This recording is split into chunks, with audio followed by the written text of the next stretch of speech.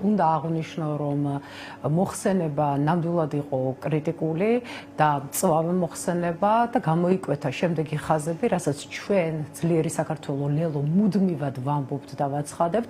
პირველ რიგში, რაც ყველაზე მძიმეა ამ ქვეყანაში, ეს არის ბავშვების მდგომარეობა, მოშიმშილე ბავშვები და იმ ქვეყანაში, სადაც საპარლამენტო კომისიები იქმნება სიღარიბის დასაძლევად, დღეს ვხედავთ, რომ თუნდაც სახალხო დამცველმა დაამტკიცა ის, რომ სოციალურად დაუცველთა ბაზაში 400.000-მდე 379.000 ბავშვი არის 2025 წლის მონაცემებით და ყველაზე საგანგაშო ის არის, რომ ახალი დარეგისტრირებული არის 24.000-მდე ბავშვი. ეს არის უმძიმესი სიტუაცია, იმ თვალსაზრისით, რომ მოშიმშილე ბავშვების ქვეყნად გადაიქცა ეს ქვეყანა და მაშინ, როდესაც ლელო ძლიერი საქართველოს თვითმმართველობაში ყველგან გამოდის ინიციატივით, რომ უფასო კვება იყოს მაგალითად სკოლაში და ქართული ოცნება არსად არ გვიკმაყოფილებს. უარს აცხადებენ ამის შესახებ. შემდეგი, რაც იყო ძალიან მნიშვნელოვანი, ის ფაქტი კიდევ ერთხელ დადასტურდა, რასაც ჩვენ მუდმივად ვიძახდი, რომ შეკრებისა და გამოხატვის დროს დაკავებულ პირთა მდგომარეობა ირღვეობდა როგორც დაკავების მომენტში, ასევე ძალოვანი უწყებების მანქანებში, ძალოვანი უწყებების წარმომადგენლების მხრიდან დროებითი მოთავსების საკნებში და სახალხო დამცველის მონიტორების მხრიდან დაფიქსირებული დარღვევები, ის დაზიანებები, რაც მათ სხეულზე ჰქონდათ, ეს არის პირდაპირი მაჩვენებელი იმისა, რომ პოლიციამ ამ ადამიანებზე იძალა. ცალკე გავიმიჯნავდი უკვე პენიტენციურ სიტუაციაში რა ხდება, პენიტენციურ სიტუაციაში სისტემაში კვლავ არის უთანასწორო მდგომარეობა, გადატვირთულობა, ირღვევა უფლებები და ამ თვალსაზრისით კიდევ ერთხელ გავაჟღერებ ჩვენს პოზიციას, რომ აუცილებელი არის ფართომასშტაბიანი ამნისტია ამ ქვეყანაში იმისათვის, რომ ნორმალურ მდგომარეობას დაუბრუნდეს ზოგადად ეს ქვეყანა. ეს არის ჰუმანური აქტი, რაც აუცილებლად უნდა განხორციელდეს არაოცნების სტილით, შერჩევითად, როგორც აკეთებენ ხოლმე შეწყალების აქტებს ან ამნისტიას კონკრეტულ მუხლებზე. არამედ ეს უნდა იყოს ფართომასშტაბიანი, ჯანსაღად ჩატარებული ჰუმანური აქტი. ჩემთვის უმძიმესი არის ოკუპირებული ტერიტორიების მიმართულებით არსებული მდგომარეობა.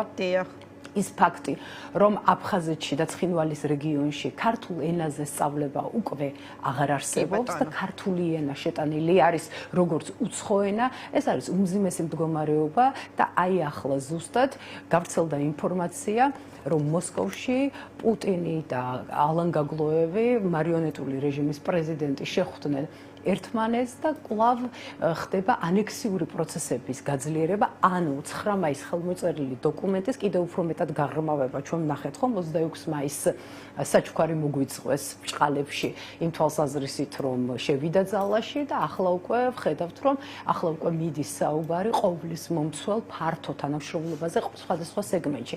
ეს არის ჩავარდნა ყველა მიმართულებით. აი, რა პასუხი მოვისმინეთ ჩვენ ქართული ოცნების მხრიდან ამ ხელშეკრულებასთან დაკავშირებით, რომელიმე პარტნიორი ჩააყენეს ამის შესახებ საქმის კურსში, გამოვიდნენ ოფიციალური განცხადებები გააკეთეს, დაგმეს თუ არა. აი ესეთი ჩუმი დამოკიდებულება, არ გახიზიანების პოლიტიკა ოკუპირებულ ტერიტორიებთან მიმართებაში, ეს ყველაფერი აზიანებს საქართველოს ეროვნულ ინტერესებს და ცხადია, ამ ყველაფრის წინააღმდეგ არის საჭირო გადაიდგას ნაბიჯები. როგორ გადაიდგას ეს ნაბიჯები? რა თქმა უნდა, ერთადერთი გზა ამისათვის არის გაძლიერება ძლიერი პარტნიორებით და ძლიერი მოკავშირეებით, მაგრამ რას ვხედავთ?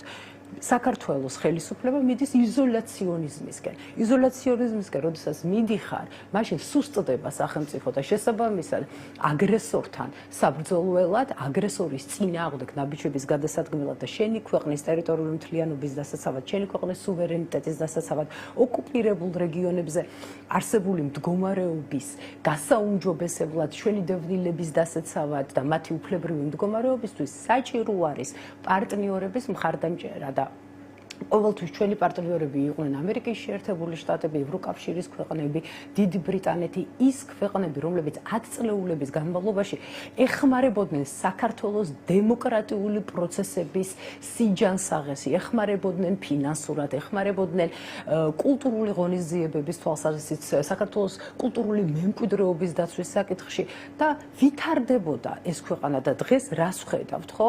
რომ თავისი ეროვნული ინტერესების შესაბამისად, რაც ჩვენი კონსტიტუციის მუხლია, ხო? რაც ავალდებულებს ქართულ ოცნებას ევროპულ და ევროპულ ატლანტიკურ სტრუქტურებში ინტეგრაციის მიმართულებით ყველაფრის გაკეთებას, ამ მიმართულებით არაფერი არ ხორციელდება და ნუ შემდეგ აღარ უნდა გაგვიკვირდეს ის ფაქტი, რომ დღეს აი ამ ასოცირებულ ტრიოში, სადაც ვიყავით საქართველო, უკრაინა და მოლდოვა დღეს ვართ ძალიან მძიმე პოზიციებზე სამწუხაროდ უკრაინის და მოლდოვის მიმართულებით უკვე გაიხსნა მოლაპარაკებები და საქართველოს ეს წევრობის კანდიდატის სტატუსი რჩება აუთვისებელი და გამოუყენებელი, რაც ძალიან მძიმე მოცემულობაა. კი ბატონო. და ქალტელანა, კიდევ ერთ თემაზე მინდა რომ დაგისვათ კითხვა, არ ვიცი უსმენდით თუ არა, დღეს მიხეილ სააკაშვილმა გახსენათ სასამართლო პროცესია, თქვენ არა პერსონალურად, თქვენ პოლიტიკურ პარტიას გულისხმობ, სადაც ის საუბრობდა ზოგადად ოპოზიციასთან დაკავშირებით და სააკაშვილმა თქვა ესეთი რამ, როგორ უნდა გაიმარჯვონ ოპოზიციურმა პარტიებმა, რომლებიც არიან ბიზნეს ჯგუფის ბიზნეს პროექტები. მთელი პატივისცემის მიუხედავად ლელო არის ბადრის და მამუკას ბიზნეს პროექტი. ახალი ახსენა ასევე პარტია და რამდენადაც არ უნდა დავხუჭოთ თვალები, თავიდანვე შეიქმნა ძმები გილაურების პროექტი იყო იმისთვის, რომ ნაციონალურ მოძრაობის ელექტორატი ჩამოერთმიაო. რა სიტყვით იმ ნაწილთან, რომელიც უშუალოდ ეხება თქვენს პარტიას, ლელოს, სააკაშვილის, არ ვიცი, თუ უპასუხებდით ამ შეფასებაზე? ვუპასუხებდი და ვეტყოდი, რომ მე ლანა გალდავა ვარ ძალიან ამაყი, როგორც ჩვენი გუნდის თითოეული წევრი, რომ ვართ იმ გუნდის წევრი, რომელიც შექმნა მამუკა ხაზარაძემ და ბადრი ჯაფარიძემ, ადამიანებმა, რომელებმაც აი წარუშლელი კვალიდატობის ყველა იმ მიმართულებაში, რასაც ხელი მოჰკიდეს, ესენი არიან წარმატებული ადამიანები და წარმატებულები იყვნენ ყველგან და ყველა სეგმენტში. რაც შეეხება მიხეილ სააკაშვილს, მას არაერთხელ განუცხადებია და უთქვამს, რომ სხვებზე თავდასხმა საკუთარი უპირატესობის გადასაფარად ვერ გამოდგებაო და ვურჩებდი, რომ პირველ ჩვენებაზე დარჩეს და საკუთარ პარტიას მიხედოს. ჩვენ არასოდეს არ წავახალისებთ შიდა ოპოზიციურ ომებს და არ ჩავერთვებით ამ საკითხში. ასე რომ ჩვენ მიგვაჩნია რომ ჩვენი გზა გვაქვს, ჩვენი გზა არის ჩვენი პარტიის განვითარება, ჩვენს მოსახლეობასთან მუდმივი კომუნიკაცია, ჩვენ ვართ მუდმივად აქტიურ მდგომარეობაში როგორც თბილისში, ასევე რეგიონებში და ჩვენ ძალიან კარგად ვიცით ჩვენი გზა და ასევე ის გზები, როგორ უნდა გამოვიყვანოთ საქართველოს იმ მძიმე მდგომარეობიდან და კრიზისიდან, რა კრიზისში ჩვენ ახლა ვართ.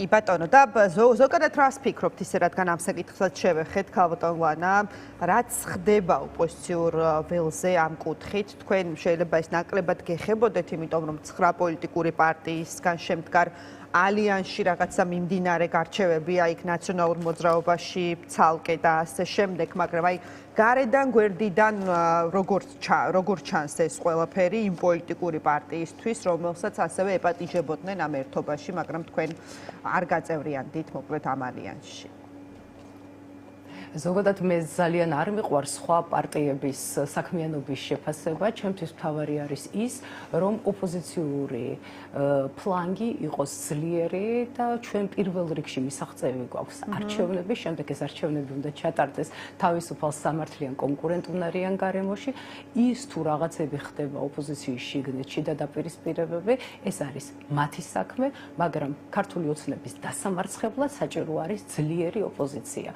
რა თქმა უნდა, ლელო ძლიერი საქართველო თავის დამოუკიდებელ ხაზს ავითარებს, გვაქვს მუდმივი კომუნიკაცია ჩვენ სამომრჩეველთან, ვიცით რა როგორ გავაკეთოთ, ვიცით როგორ წარმოვდგინოთ ჩვენი გეგმები მოსახლეობას და რაც შეეხება ბრძოლას, მიგვაჩნია რომ საჭირო არის ბრძოლა როგორც ქვეყნის შიგნით არჩევნების მისაღწევად, ასევე საჭირო არის ბრძოლა ჩვენი საერთაშორისო არენაზე და თუნდაც იმ შავი იმიჯის საბოლოოდ ჩამოსარეცხად, რაც ამ ქვეყანას გააჩნია ჩვენი უცხოელი პარტნიორები თვალში. ჩვენ დარწმუნებული ვართ ჩვენ გზაში.